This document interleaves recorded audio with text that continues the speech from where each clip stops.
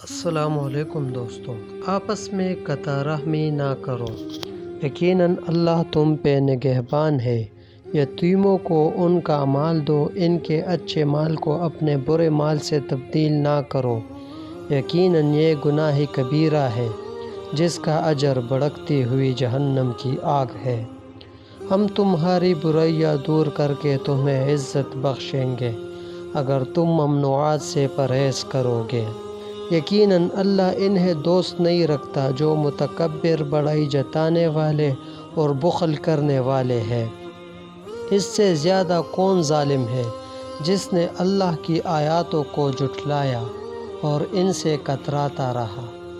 جنہوں نے نیک اعمال کیے ان کا اجر انہیں فضل کی شکل میں عطا کیا جائے گا، اور جو عار رکھتے ہیں اور تکبر کرتے ہیں تو وہ اللہ ان کو سزا دے گا عذاب علیم سے۔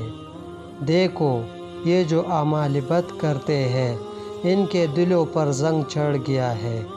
جب لوگوں پر فیصلہ کرو تو عدل و انصاف سے کرو۔ مومنو، اپنے صدقے کو احسان جتا کر اور دوسرے کو ضرر پہنچا کر ضائع مت کرو۔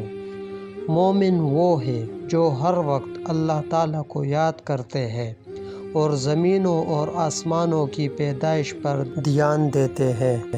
مومن آپس میں ایک دوسرے سے نرمی کرتے ہیں۔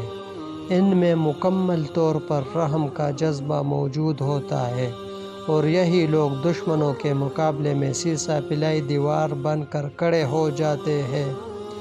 جو لوگ اللہ تعالیٰ کی راہ میں اپنا مال خرچ کرتے ہیں ان کی مثال اس دانے جیسی ہے جس سے 7 خوشے پیدا ہوتے ہیں اور ہر خوشے میں 100 دانے ہوتے ہیں۔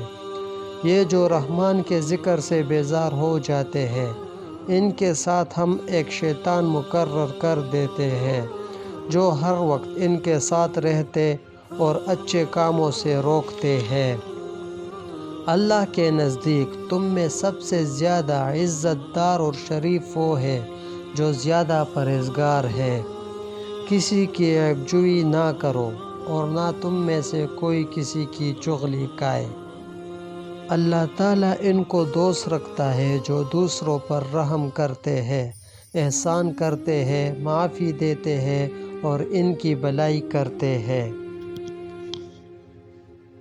ویڈیو پسند آنے کی صورت میں لائک اور شیئر کریں۔ شکریہ۔ اللہ حافظ۔